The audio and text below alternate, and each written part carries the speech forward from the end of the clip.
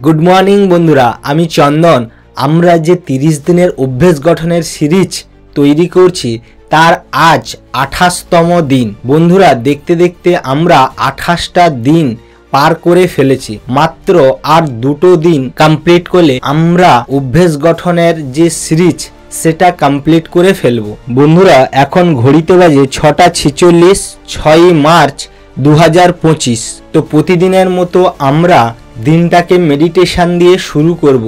तो चलुन शुरू करा जाक मेडिटेशन।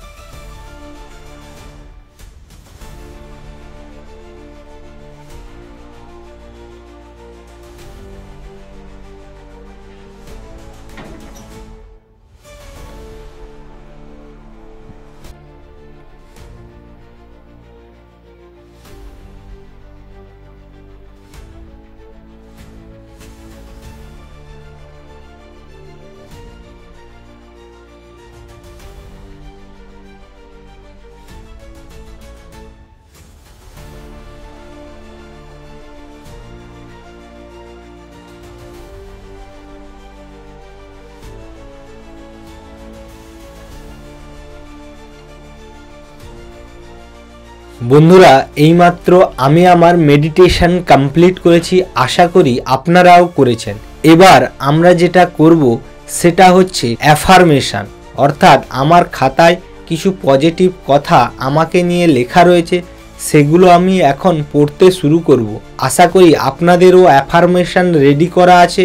তো চলুন শুরু করা যাক অ্যাফার্মেশন।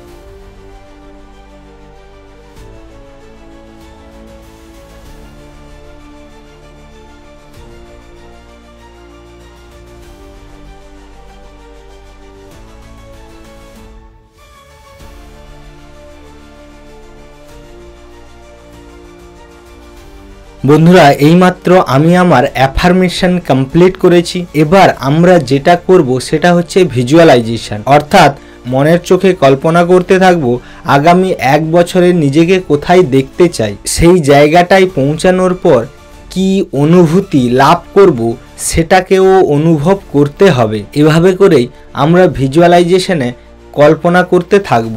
তো চলুন শুরু করা যাক ভিজুয়ালাইজেশন।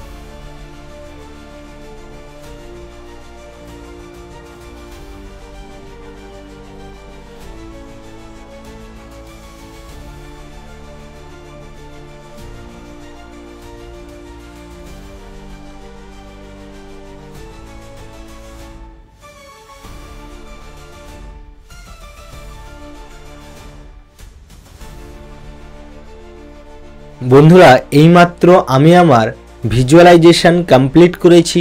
আশা করি আপনারাও করেছেন। এবার আমরা যেটা করব সেটা হচ্ছে এক্সারসাইজ। আমি এখানে এক্সারসাইজ করে দেখাচ্ছি না, কিন্তু আপনাদের অবশ্যই এক্সারসাইজ করতে হবে। প্রয়োজনে ভিডিওটাকে এখানে পজ করতে পারেন এবং এক্সারসাইজ শুরু করুন। এই এক্সারসাইজ 30 মিনিটের জন্য অন্তত আপনাদের করতে হবে। তো চলুন শুরু করা যাক এক্সারসাইজ।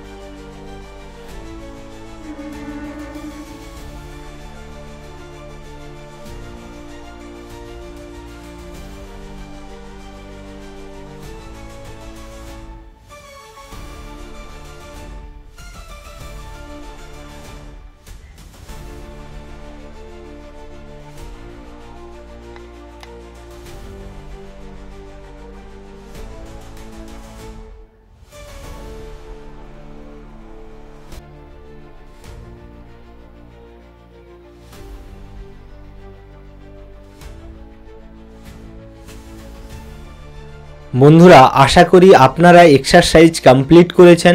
এবার আমরা যেটা করব সেটা হচ্ছে রাইটিংয়ে প্রতিদিনের মতো আমরা আজকের দিনের উদ্দেশ্য লিখব, 3টি জিনিসের প্রতি গ্র্যাটিটিউড জানাবো আর মনের মধ্যে জমে থাকা কথাগুলোকে লিখে ফেলব।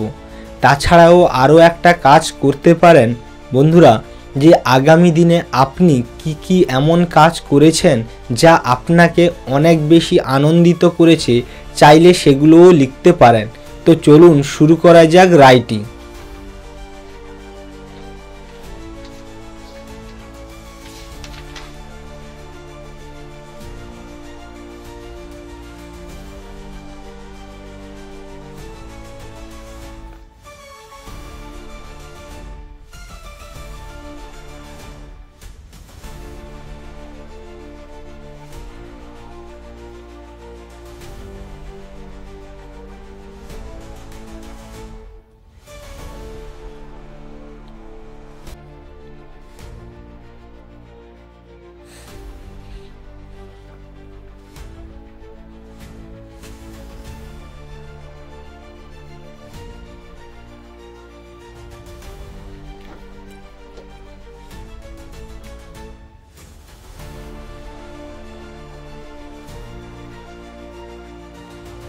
বন্ধুরা, এইমাত্র আমি আমার রাইটিং কমপ্লিট করেছি। এবার আমরা যেটা করব সেটা হচ্ছে রিডিং। প্রতিদিনের মতো আমরা এমন কিছু বই পড়ব যেটা আমাদের আত্ম উন্নয়নে সাহায্য করে, অথবা আমরা যে ক্ষেত্রে আরও বেশি সফলতা অর্জন করতে চাই সেই ক্ষেত্রে এগিয়ে যেতে সাহায্য করবে এমন বইগুলি পড়া শুরু করব।